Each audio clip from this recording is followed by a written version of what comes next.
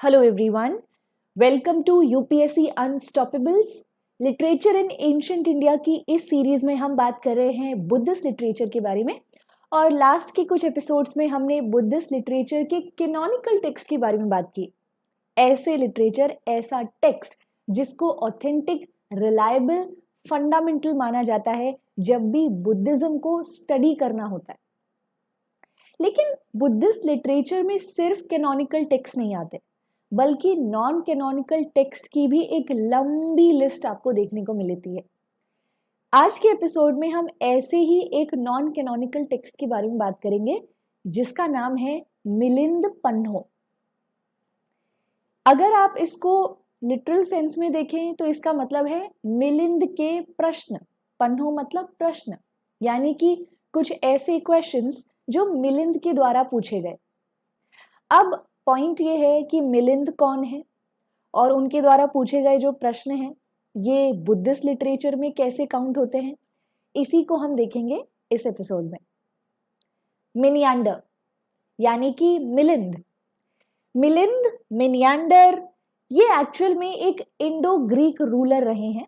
One of the greatest ruler माना जाता है इन्हें इंडो ग्रीक रूलर्स की कैटेगरी में। इंडो ग्रीक्स भारत के नॉर्थ वेस्ट वाले हिस्से में first second century common era के आसपास रूल किया करते थे। एक्चुअल में ग्रीक्स भारत की तरफ आए थे एलेक्जेंडर के कारण। एलेक्जेंडर जब मैसेडोनिया से भारत की तरफ एंटर करता है और वो यहाँ 20 नदी तक अपना फैलाव करता है, तो 20 नदी के वेस्ट में जितना एरिया था वहां पर उस एरिया को वो अपना प्रोविंस बना के चला गया था। और वहां ग्रीक्स की तादाद बढ़ती चली गई, धीरे धीरे करके बहुत सारे ग्रीक्स जो हैं वो वहां जाकर बस गए। बाद में चलकर यही ग्रीक्स इंडियन सबकॉन्टिनेंट में और फर्दर पेनिट्रेट करते हैं और अपना किंगडम भी इस्टेब्लिश करते हैं। इन्हीं में से एक राजा मिनियांडर भी रहे। तो मिनियांडर जो हैं ये हैं बहुत ही बड़े पैट्रन ग्रीको रोमन आर्ट के।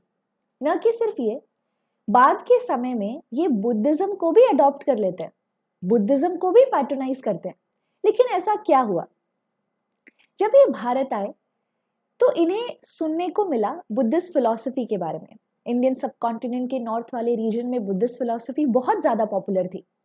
और जब उन्होंने इस फिलॉसफी के बारे में सुना और इसके दावों के बारे में सुना कि ये जो फिलॉसफी है कैसे ये हर प्रश्न का जवाब देती है, तब मिनियांडर को भी लगा कि क्यों ना वो भी किसी ऐसे ही बुद्धिस्ट मॉन्क से कुछ सवाल पूछे और देखे कि क्या वाकई में बुद्धिस्ट फिलॉसफी के बारे में जो दावे किए जाते हैं वो सच है या नहीं।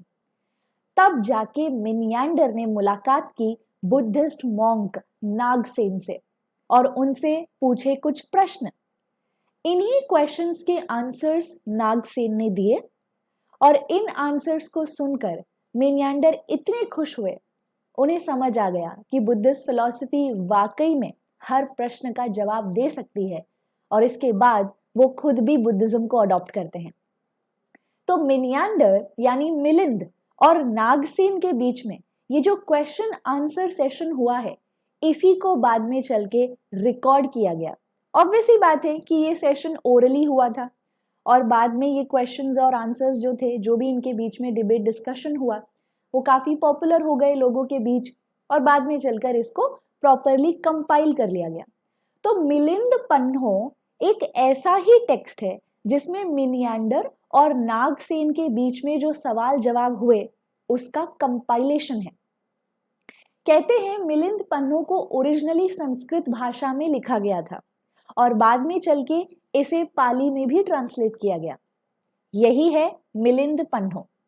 एक और इंटरेस्टिंग फैक्ट, मिलिंद पन्हो वैसे तो भारत में और श्रीलंका जैसे देशों में एक नॉन कैनोनिकल टेक्स्ट की कैटेगरी में आती है, लेकिन वहीं जब आप बर्मा चले जाते हैं तो बर्मिश बुद्धिज्म में मिलिंद पन्हो को कैनोनिकल टेक्स्ट की कैटेगरी में ही नहीं रखा गया, बल्कि उसे खुद्दक निकाय यानी सुत्त पीटक का पार्ट भी माना गया है।